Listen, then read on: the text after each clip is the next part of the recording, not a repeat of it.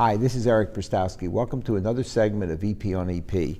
I'm privileged today to have with me a good buddy for many years, a fellow Dookie, Dr. Jim Daubert, who is a professor of medicine at Duke University and runs the electrophysiology program there. But I have him here with me today for a totally different reason. He's also the chair of the program director subcommittee at Heart Rhythm Society. So, Jim, let's get into that. So, there's so many things I'd like to cover, and we only have a short period of time. So let's talk about training now versus when you and I went through it. What are the big differences you see that you try to pass on to program directors?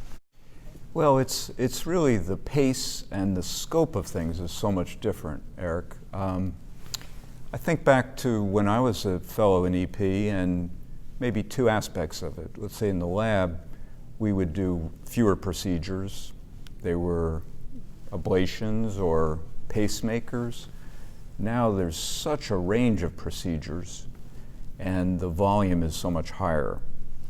So back then we would scrutinize these procedures and study them for hours, learning every nuance of every beat in some cases, ideally.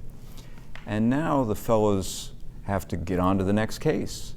5 minutes later, they got to scrub in on the next case. Our turnaround's not quite that good, but 5 minutes, that's very good. Yeah, nor is ours. But they don't spend as much time with that case. But they're doing so much more complex things than we did. Epicardial approaches, and when we trained, we thought we couldn't ablate atrial fibrillation, and now that's an easy procedure, quote unquote. Quote unquote, right. So there's not as intense of an exposure to individual things, and you could think about that in the cognitive training too. So I remember journal clubs that we used to have where we would pore over an old article in Circ Research, page after page and figure after figure, whereas now the journals have moved to a central figure, and it's got to be a snippet, something that can be tweeted out. Right. Really and digested so quickly because the pace of things is so much different. So I see advantages and disadvantages. Exposure to so many more procedures, so much more complexity, but sometimes the depth of understanding of the physiology can be challenging. So that's a really good point. There's other things we're going to talk about, but let's stick on that a second. It's really the balance, I think, that you probably, when you have your program directors meetings like at HRS and stuff, I'm guessing it's the balance that they have to learn the fundamentals of our field, and probably some are getting shortchanged, but on the other hand, they have to learn this vast array of technical skills. So what do you tell the program directors that query you on this? How do you tell them to get the intellectual part right?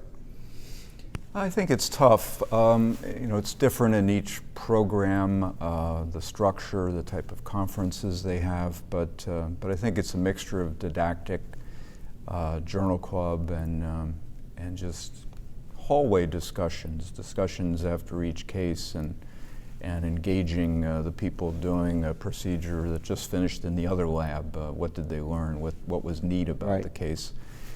Something I think about, we don't always do, is every morning we go over the procedures being done that day, the procedures done the day before, and it's busy. People want to get on to their day, but I like to think of, and in some cases say, what did we learn on that case? Right. What did we not understand that somebody needs to, one of these bright young minds needs to go figure out? So there's always something to be learned and something we don't understand. So, but you know what a fellow is going to need. Obviously practical things like passing the boards, but more importantly, passing their career, right? Yeah. So at some point, do you make sure that they know the maneuvers, they know what to do? Do you query them? We have a once a week, 1 hour meeting, and the fellow has to start, after a while, we present too, of course, but the fellow has to start presenting cases and convince us of their diagnosis. So is this something that comes up? Do you tell them, do you have like a weekly meeting or something? We do. We go over electrograms, often from your book, one of your books. Well, that's nice to hear. Yes, yeah. Thank you.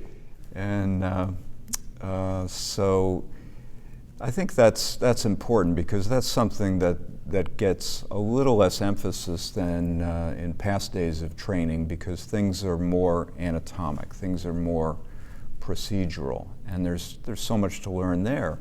But one really does need to understand the underpinnings, what we're doing, what the physiology, so that it makes sense, so that we don't head down the wrong pathway, right, so to speak.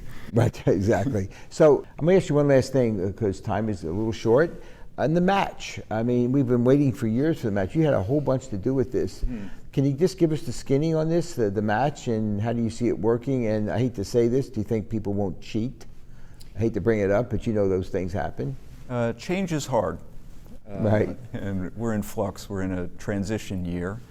And what I told the program directors at our luncheon earlier today was that 83% of you said we should do a match. And the reason that people wanted to do a match was that fellows were being put on the spot after one or two interviews. You've got a spot, but we need to know. That's happened to us, I can tell you. Yeah, but we've not taken someone right away. Next thing we knew, they were gone. Yeah. And that's bad for the fellows. They don't get a chance to look at other programs. They're forced to choose earlier than they'd like. And it's bad for programs too. So if we are all on a level playing field and fellows get to explore the opportunities, programs get to explore the possibilities for fellows, I think that would work. We have a bit of a problem in that there are more slots than there are fellow candidates. And I think that's been true for a while. That is true. We haven't had a super clear handle on the number of slots because it's been informal. So this has made this problem come to the fore a little bit more, and programs are nervous that they won't fill, and they're tempted to offer things early. So, which is called cheating.